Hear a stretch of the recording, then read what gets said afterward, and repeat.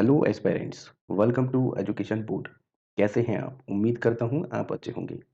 Last lecture में हमने भाग 2 कंप्लीट कर लिया था, जिसमें कि भारतीय नागरिकता से संबंधित सभी अनुच्छेद हमने कवर कर लिए थे।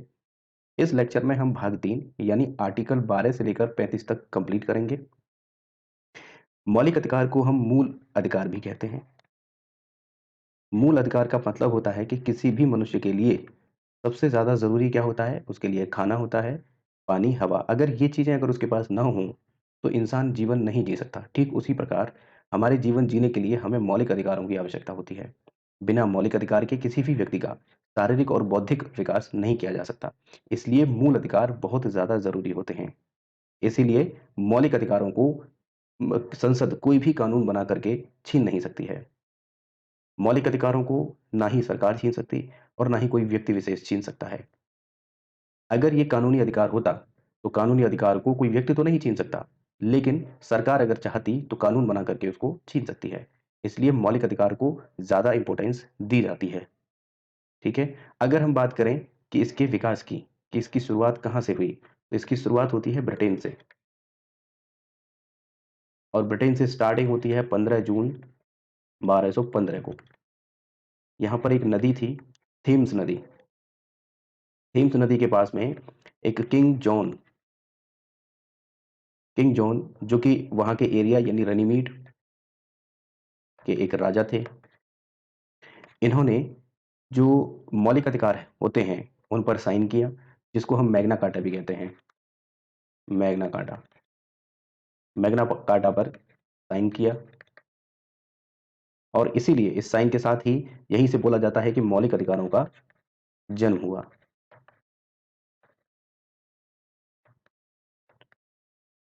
और इसमें ये विशेषकर लिखा गया कि कोई भी व्यक्ति कानून से ऊपर नहीं है।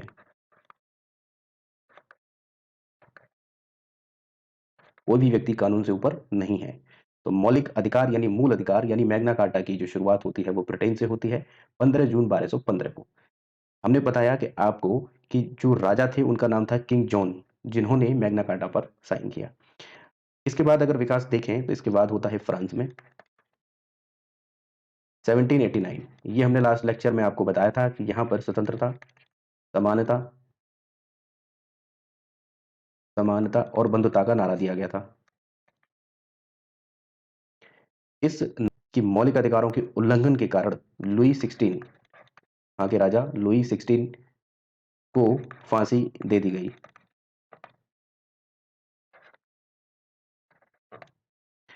फ्रांस का हमने देख लिया। फ्रांस के बाद में अगर अमेरिका की बात करें तो अमेरिका में 1791 में मौलिक अधिकार को पहली बार संविधान में शामिल किया गया। पहली बार मौलिक अधिकारों को संविधान में शामिल किया गया।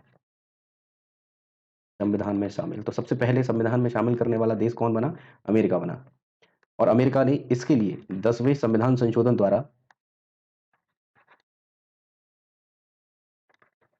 द्वारा बिल ऑफ राइट्स पास किया।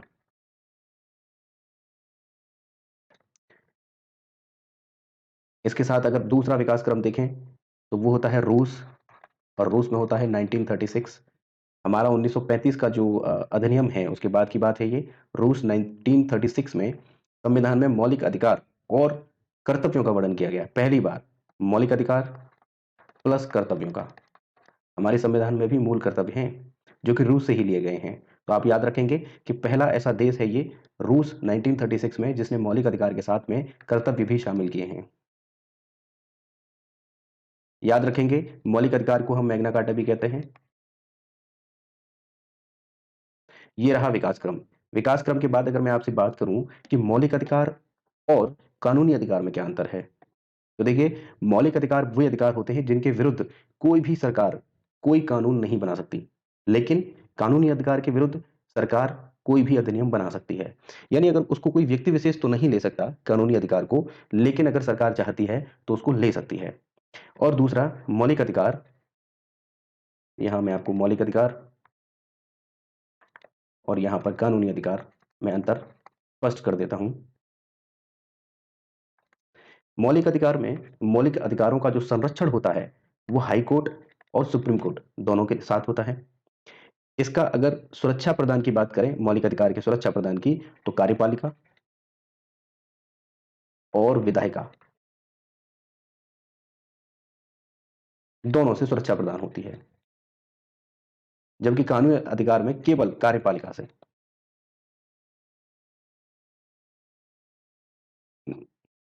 कानूनी अधिकार के लिए कानूनी प्रक्रिया का सहारा लेना पड़ता है।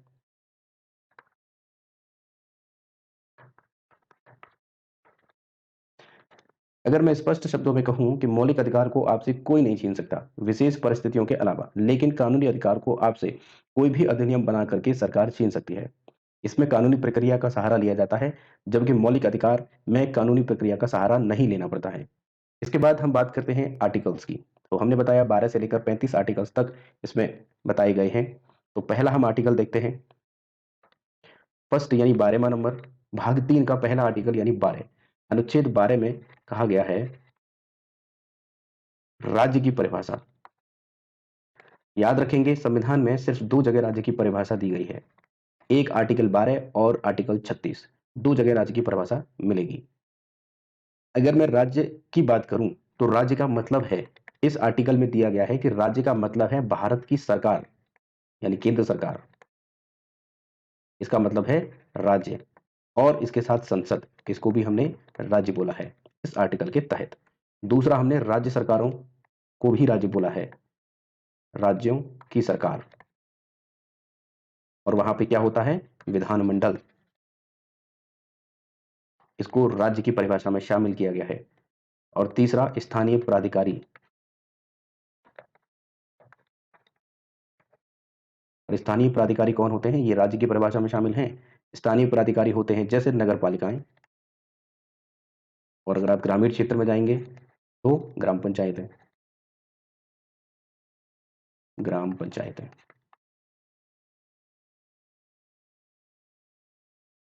और इसके साथ अन्य प्राधिकारी। अन्य प्राधिकारी में ऐसे निकाय जो संविधान द्वारा या नियम द्वारा बनाए जाते हैं। ऐसे निकाय कौन कौन से हैं, ऐसी बॉडीज जो संविधान द्वारा या किसी नियम या किसी अधिनियम द्वारा बनाए जाते हैं। जैसे मैं आपको बता दूं, एलआईसी एग्जाम्पल में आप नोट कर लीजिए, एलआईसी है। एलआईसी को किसी एक्ट के द्वारा बनाया गया है। वैसे ही आपको पता होगा, हमने लास्ट लेक्चर में भी किया था, आरबीआई। आरबीआई है, यूनिवर्सिटीज हैं,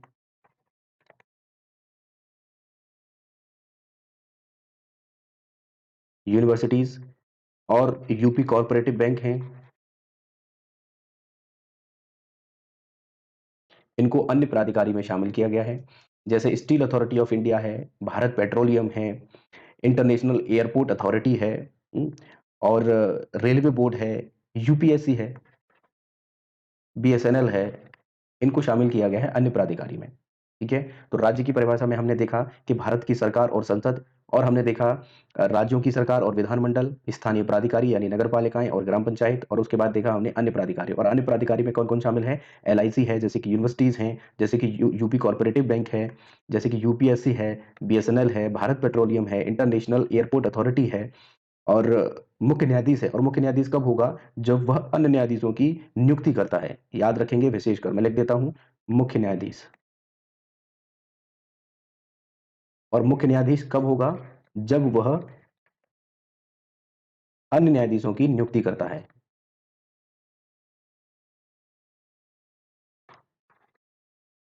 तभी वह राज्य की परिभाषा में शामिल होगा, अन्यथा नहीं होगा। इसके अलावा हमने बताया आपको, रेलवे बोर्ड भी बताया है ना, और स्टील अथॉरिटी ऑफ इंडिया, ये सब अन्य प्राधिकारी में आते हैं। तो हमने आर्टिकल नंबर 12 को यहां पर समझ लिया है। इसके बाद हम चलते हैं article number 13। Article number 13। Article number 13 को मौलिक अधिकारों का सुरक्षा कवच बनाया गया है। इसी के द्वारा न्यायालय को मौलिक अधिकारों का सजग प्रहरी इसी के द्वारा न्यायालय को मौलिक अधिकारों का सजग प्रहरी बनाया गया है। इसके अंतर्गत न्यायालय ऐसी किसी भी विधि को जीरो यानी शून्य घोषित कर सकता है जो मौलिक अधिकारों के विरुद्ध में है। आपको याद रखना है कि आर्टिकल नंबर 13 यह कहता है कि अगर कोई भी ऐसा अधिनियम बना दिया जाता है जो मौलिक अधिकारों के विरुद्ध हो, तो कोर्ट यानी सुप्रीम कोर्ट या हाई कोर्ट उसको शून्य घोषित कर सकता है, उसको रद्द कर सकता है। तो आपको आर्टिकल नंबर 13 में याद रखना है कि यह मौलिक अधिकारों का सुरक्षा कवच है।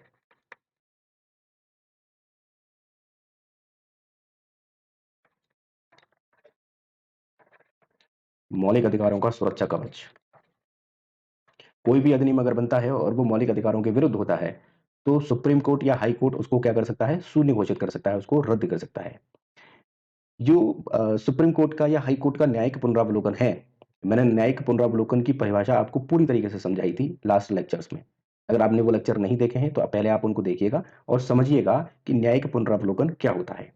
न्यायिक पुनरावलोकन की जो शक्ति है, वो आर्टिकल नंबर 13 ही हाई कोर्ट और सुप्रीम कोर्ट को देता है। तो हाई कोर्ट का अगर न्यायिक पुनरावलोकन अगर देखें हम, तो 226 आर्टिकल में है, जबकि सुप्रीम कोर्ट का 32 आर्टिकल में है। और ये जो सिद्धांत है, जो मौलिक अधिकारों का सुरक्षा कवच माना गया है और न्यायिक पुनरावलोकन की जो प्रक्रिया है, ये हमारी कहाँ से ली गई है? अमेरिका के संविधान से। अमेरिका के संविधान से ये प्रक्रिया यानी न्यायिक पुनरावलोकन की जो प्रक्रिया है, ये अमेरिका के संविधान से ली गई है। अब विशेषकर हम मौलिक अधिकारों की बात करते हैं, यानी फंडामेंटल राइट्स।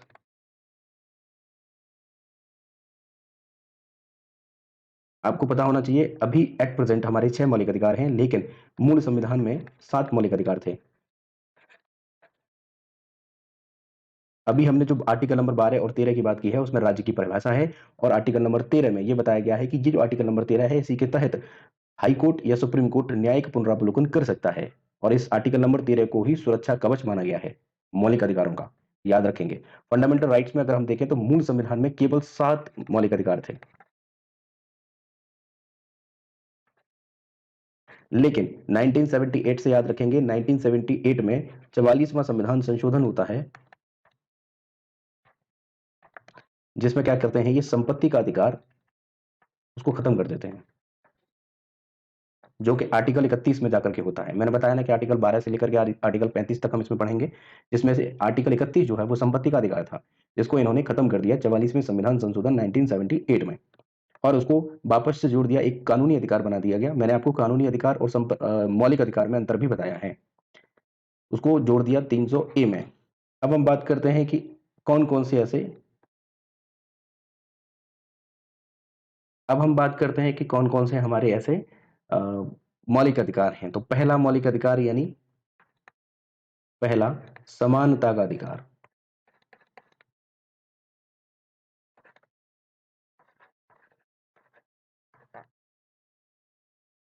पहला हम समानता का अधिकार, और समानता का अधिकार आर्टिकल 14 से लेकर आर्टिकल 18 तक है। उसके बाद दूसरा जो अधिकार है वो है स्वतंत्रता का अधिकार। स्वतंत्रता का अधिकार जो कि आर्टिकल नंबर 19 से लेकर 22 तक है। इसके बाद शोषण के विरुद्ध अधिकार, तीसरा शोषण के विरुद्ध अधिकार, ये आर्टिकल 23 और 24वां है। और चौथा धार्मिक स्वतंत्रता का अधिकार।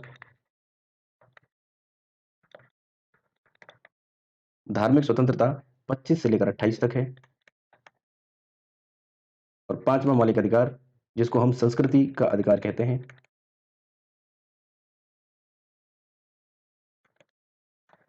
और ये 29 और 30 आर्टिकल हैं। और छठा मौलिक अधिकार जो कि सबसे ज्यादा इंपॉर्टेंट माना जाएगा, वो है संवैधानिक उपचारों का अधिकार। ये आर्टिकल नंबर 32, इसको सबसे ज्यादा इंपॉर्टेंट माना है और इसी को संविधान की आत्मा माना है डॉक्टर भीमराव अंबेडकर ने। तो हमने बताया कि 6 हमारे पास इस समय मौलिक अधिकार हैं। पहला है समानता का अधिकार, जिसको हम आर्टिकल 14 से 18 तक पढ़ेंगे। दूसरा स्वतंत्रता का अधिकार, जिसको आर्टिकल 19 से 22 तक पढ़ेंगे। शोषण के विरुद्ध अधिकार तीसरा, यानी 23 से लेकर 24 तक के जो आर्टिकल्स हैं उनको पढ़ेंगे। धार्मिक स्वतंत्रता का अधिकार जो कि 25 से लेकर 28 तक है। और संस्कृति का अधिकार वो 29 से लेकर 30 तक है। और संवैधानिक उपचारों का अधिकार आर्टिकल 32 तक है। और आर्टिकल 32 को ही यानी संवैधानिक उपचारों को ही डॉक्टर भीमराव अंबेडकर ने संविधान की आत्मा माना है। जबकि संविधान की आत्मा, अगर स्पेशल आपसे पूछता है कि संविधान की आत्मा क्या है, तो प्रस्तावना है। लेकिन डॉक्टर भीमराव अंबेडकर ने क्या माना है? संवैधानिक उपचारों का अधिकार। इसको संविधान की आत्मा माना है। तो सबसे पहला हम स्टार्ट कर रहे हैं समानता का अधिकार, आर्टिकल 14 से 18। सबसे पहला स्टार्ट कर रहे हैं समानता का अधिकार।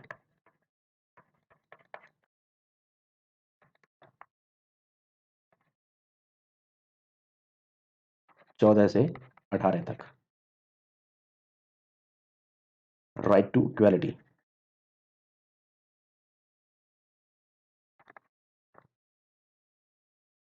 हम ये फर्स्ट पढ़ रहे हैं, ठीक है। और इसमें पहला हमारा आर्टिकल है आर्टिकल 14।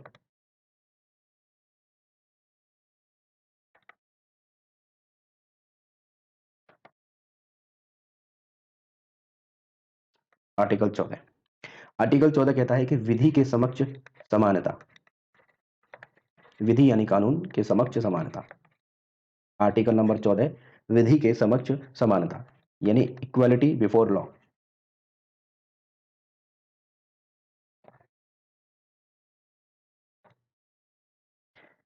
ये हमने विधि के समक्ष समानता, ये हमने ब्रिटिश के संविधान से लिया है, पहली बात।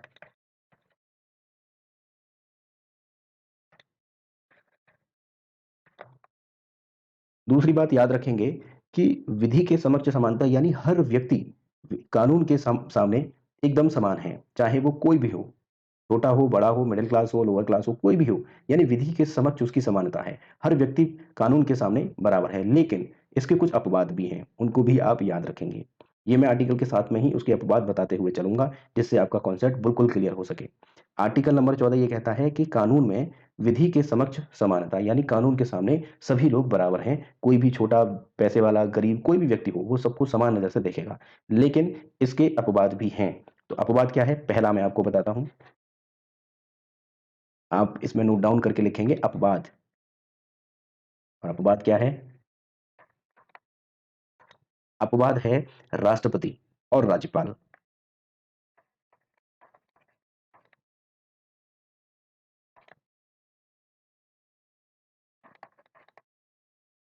राष्ट्रपति और राज्यपाल को संरक्षण दिया गया है। और ये कौन सा आर्टिकल कहता है? ये आर्टिकल कहता है 361। ये कहता है कि राष्ट्रपति और राज्यपाल को संरक्षण है। कैसे? कि अगर मान लीजिए आपने अगर कोई क्राइम कर दिया तो आपको तुरंत गिरफ्तार किया जाएगा, क्योंकि कानून के समक्ष सभी लोग बराबर हैं। आपने कर दिया, आपके पड़ोसी ने कर दिया, किसी ने भी कर दिया, लेकिन अगर राष्ट्रपति ने कोई भी ऐसा क्राइम कर दिया ऑन ड्यूटी यानी राष्ट्रपति रहते हुए, तो उनको तुरंत गिरफ्तार नहीं किया जाएगा। वही सेम राज्यपाल के साथ में भी ये शर्त लागू होती है। इसके अलावा आप याद रखेंगे कि अपवाद में विदेश में जो हमारे दूतावास हैं और भारत में जो यूएनओ के कार्यालय हैं, उनको भी ये नियम में छूट दी गई है। याद रखेंगे, विदेश में हमारे जो दूतावास हैं और भारत में यूएनओ, यूएनओ के जो ऑफिस हैं, इन लोगों को भी इस आर्टिकल नंबर 14 यानी विधि के समक्ष समानता में छूट यानी अपवाद इसको माना गया है। ठीक है। अब हम आर्टिकल नंबर 15 समझ लेते हैं। हमने आर्टिकल नंबर 14 समझ लिया। आर्टिकल नंबर 15, अनुच्छेद 15 क्या कहता है? ये कहता है कि धर्म, जाति, लिंग, जन्म स्थान के आधार पर हम भेदभाव नहीं करेंगे। जाति, धर्म, जाति, लिंग, जन्म स्थान के आधार पर भेदभाव नहीं करेंगे। ये आपका मौलिक अधिकार है, भेदभाव नहीं होगा। और ये हमने, ये जो कॉन्सेप्ट है धर्म, जाति, लिंग, जन्म स्थान, ये हमने लिया है अमेरिका के संविधान से। देखिए, हमने स्रोत जब पढ़े थे तो हमने ये वाला जो कॉन्सेप्ट है कि धर्म, जाति, लिंग, जन्म स्थान, ये सब कहाँ से लिया गया, ये तो बात ही नहीं की थी। अब मैं आपको, जब आप आर्टिकल शुरू हो चुके हैं तब इनमें जो कॉन्सेप्ट आ रहा है तो मैं आपको बता रहा हूँ। आप इनको नोट डाउन करिएगा और याद रखिएगा कि जाति, धर्म, लिंग, जन्म स्थान के आधार पर जो भेदभाव नहीं होता है वह कहाँ से लिया गया है? अमेरिका से। और इसके भी याद रखेंगे कि ब्रिटिश के संविधान से हमने कानून के समक्ष समानता को लिया है। तो अमेरिका के संविधान से क्या लिया है हमने? जाति, धर्म और लिंग, जन्म स्थान के आधार पर भेदभाव नहीं होगा।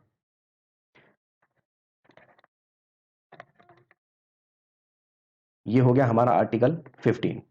अब आप आर्टिकल 15 में आप याद रखेंगे 15 का 2, सब क्लॉज 2, सब आर्टिकल 15 का 2 कहता है कि किसी भी सार्वजनिक स्थान पर भेदभाव नहीं किया जाएगा। जैसे सड़क है, जैसे रेल है, दुकान है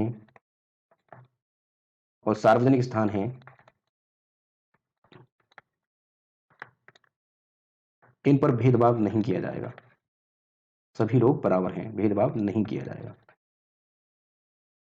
इसके अलावा आर्टिकल 15 का 3 याद रखेंगे कि धर्म, जाति, लिंग, स्थान पर भेदभाव नहीं करना है।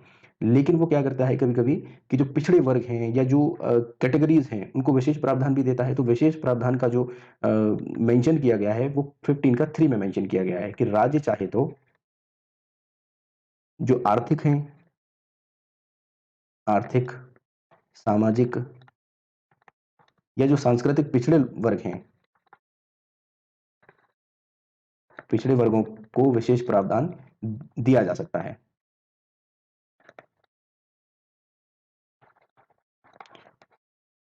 और याद रखेंगे कि बच्चों के लिए भी वो विशेष प्रावधान बना सकता है। वैसे जाति, धर्म, लिंग, स्थान, जन्म स्थान के आधार पर उसको भेदभाव नहीं करना है, लेकिन वह कर सकता है आर्टिकल 15(3) के तहत वो बच्चों के लिए विशेष प्रावधान बना सकता है। ठीक है, पिछड़े वर्ग के लिए विशेष प्रावधान बना सकता है। इसके बाद जो इंपॉर्टेंट है वो याद रखेंगे 15 का 6। 15 का 6 जो है ये हमारा 103वां संविधान संशोधन हुआ था, जिसमें 15 का 6 जोड़ा गया और आगे चल के 16 का भी 6 जोड़ा जाता है। तो 15 का 6 समझ लेते हैं, आगे जब हम 16 पढ़ेंगे तो उसका 6 भी समझ लेंगे। इसमें 2 संविधान संशोधन, इसमें एक संविधान संशोधन किया गया और इसमें 2 आर्टिकल जोड़े गए हैं। तो 15 का 6 जोड़ा गया है और 16 का 6 जोड़ा गया है। तो 15 का 6 हम समझ लेते हैं। 15 का 6 जो है वो ये कहता है कि ईडब्ल्यूएस, जो अदर इकोनॉमिकल वीकर सेक्शन जो है, ईडब्ल्यूएस के लिए विशेष प्रावधान, जो विशेष प्रावधान है ईडब्ल्यूएस के लिए, वह आर्टिकल 15 के 6 में है। हमने यहां पर 15 को समझ लिया है। अब हम 16 का समझते हैं।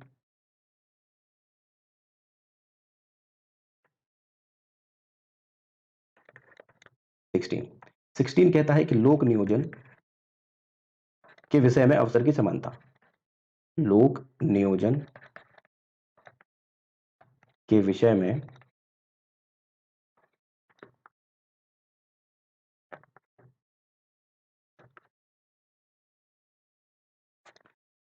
लोक नियोजन के विषय में अवसर की समानता मतलब इक्वलिटी ऑफ अपॉर्चुनिटी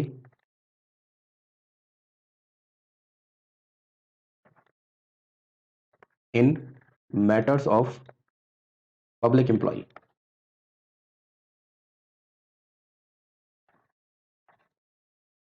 लोक नियोजन मतलब सरकारी नौकरियां जो होती हैं, इनके विषय में अवसर की जो है समानता होगी। लेकिन इसका अपवाद भी आप जान लें। अपवाद क्या है? किसी विशेष रोजगार के लिए निवास की शर्त भी शामिल कर सकता है राज्य चाहे तो। किसी विशेष, कोई विशेष अगर रोजगार है, विशेष रोजगार के लिए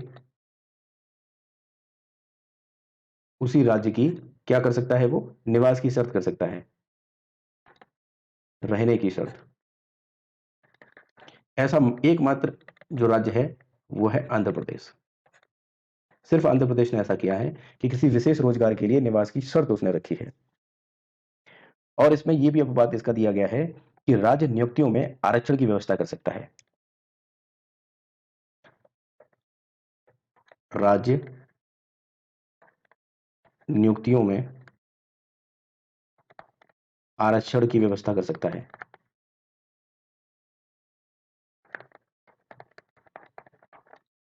ठीक है, आर्टिकल 16 का अगर हम देखें 4 कहता है कि विशेष वर्गों को आरक्षण दे सकता है राज्य। विशेष वर्ग आप समझ रहे होंगे, SC ST, इन सबको आरक्षण अगर देना है तो 16 का 4, सब आर्टिकल 4 में ये बात कही गई है।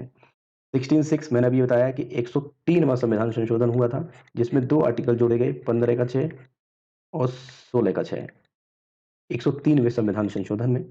तो 16 का 6 क्या है, ये कहता है कि जो 10% का जो रिजर्वेशन है ना ईडब्ल्यूएस के लिए, वो इसी के तहत दिया गया है। ईडब्ल्यूएस का विशेष प्रावधान 10% का। ठीक है, आई होप आपको 15, 16 और 14 आर्टिकल समझ में आ गए होंगे। हम अनुच्छेद 17 देख लेते हैं। और अनुच्छेद 17 जो है वो है अस्पृश्यता का उन्मूलन।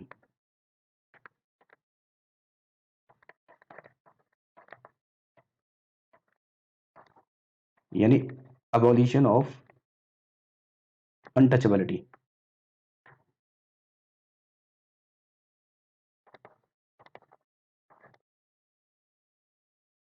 इसके बाद 1955 में अस्पृश्यता अधिनियम बनाया गया। 1955 में बनाया गया अस्पृश्यता अधिनियम, जिसको 1976 में संशोधन करके नागरिकता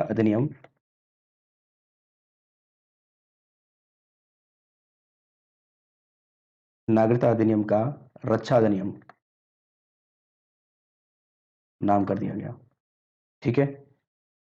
इसमें अस्पृश्यता को यानी अनटचेबिलिटी को दंडनीय अपराध माना गया है। अगर इसमें बात करें कि इसमें जेल कितने समय की होती है, तो 6 महीने की जेल होती है या 500 रुपए जुर्माना।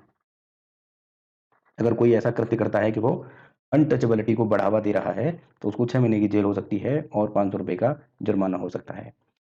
ये अधिनियम जो है, ये अपराध किसको मानता है वो एक बार मैं आपको बता देता हूँ। जैसे अपराध मानता है, सबसे पहला अपराध मानता है ये, सार्वजनिक पूजा स्थल पर अगर किसी को रोका जाता है, सार्वजनिक पूजा स्थल पर अगर किसी को रोका जाता है ना, तो उस ये अनटचेबिलिटी का ही मामला मानता है।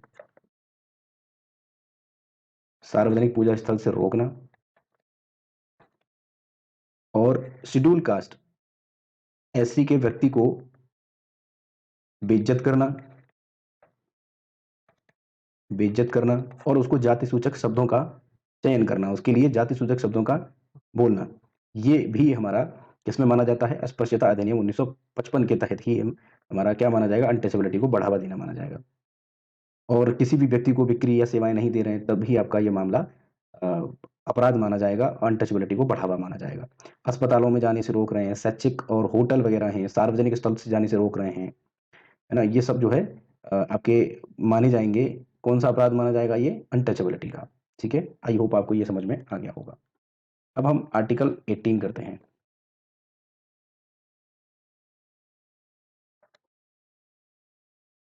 अनुच्छेद 18। अनुच्छेद 18 में उपाधियों का अंत है।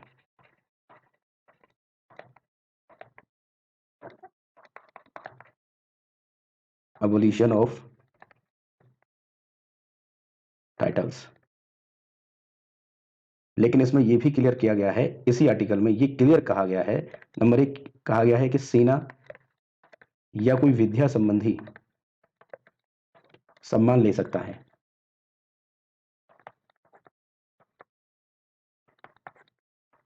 कोई सेना का या विद्या संबंधी सम्मान ले सकता है, कोई सेना या विद्या संबंधी सम्मान ले सकता है। दूसरा, इसी आर्टिकल में कहा गया है क्लियर कि विदेश से कोई भी उपाधि नहीं लेगा।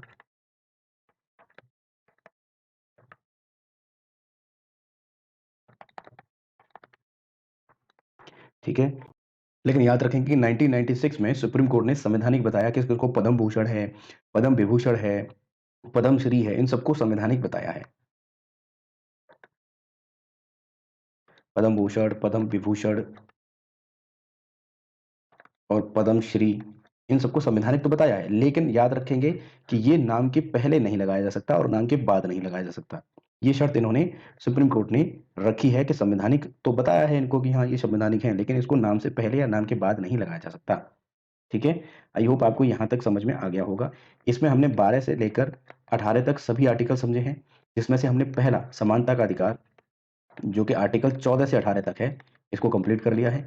नेक्स्ट लेक्चर में हम दूसरा अधिकार, जो कि 19 से लेकर 22 तक है, इसको कंप्लीट करेंगे। ठीक है, तो मिलते हैं नेक्स्ट लेक्चर में। और अगर आपको ये पसंद आया है लेक्चर, अगर आपको समझ में आया है, तो आप इसको सब्सक्राइब करिएगा और लाइक करिएगा। बाकी मिलते हैं नेक्स्ट लेक्चर में, तब तक के लिए थैंक यू।